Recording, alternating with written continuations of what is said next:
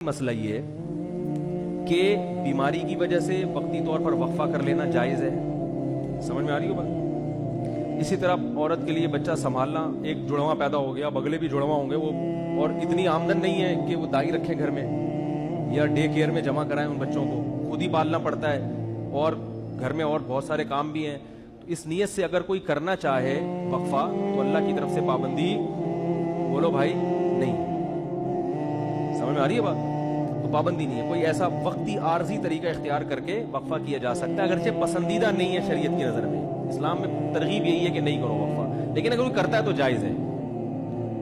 لیکن یاد رکھو اس نیت سے وقفہ کرنا کہ میں اسکول کی فیسیں کہاں سے بھروں گا.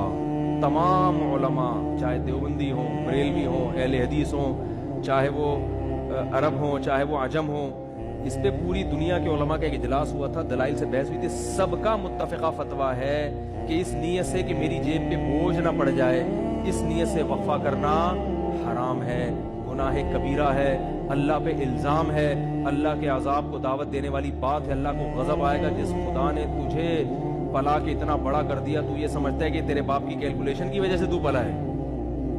اب تو اگلی نسل کو اس لیے روک رہا ہے کہ کھلائے، تو کھلاتا ہے یا میں کھلاتا ہوں. قرآن کہہ رہے ہیں نحن نرزقکم، ہم تم کو بھی رزق دیں گے، وإیاہم، اور ان کو بھی. علماء کہتے ہیں غریبوں کے لیے نازل ہوئی ہے. اللہ نے پہلے ذکر کیا کہ تم کو بھی دیں گے، کیونکہ غریب کو ڈر ہوتا ہے میری روٹی نہ چھین لے بچہ. تو اللہ فرماتا ہے تجھے بھی ملے گا اس کی برکت سے، اور اس کو تو ملے گا ہی. اور آج کل زیادہ تر حمل جو روکا جا رہا ہے وہ اسی نیت سے کہ کھلائیں گے کہاں سے، تنخواہ میں پورا نہیں ہو رہا. سب کی زبان پہ یہی ہے. اسلام میں کیا ہے؟ فیملی پلاننگ والے کہتے ہیں پہلے انتظام کرو پیسوں کا، پھر بچے پیدا کرو. اسلام کہتا ہے نا نا نا نا نا نا. غربت دور کرنے کا ذریعہ کیا ہے؟ نکاح اور اولاد کی کثرت، جو میں انشاءاللہ اگلے بیان میں احادیث پیش کروں گا اس پر. تو یہ دوسرا طریقہ جائز ہو گیا کہ سنبھالے نہیں جا رہے تو ٹھیک ہے، وقتی طور پہ روکا جا سکتا ہے. اور اس نیت سے حمل روکنا کہ لوگ کیا کہیں گے، اتنے بچے، اس نیت سے بھی حمل روکنا کیا ہے؟ حرام ہے.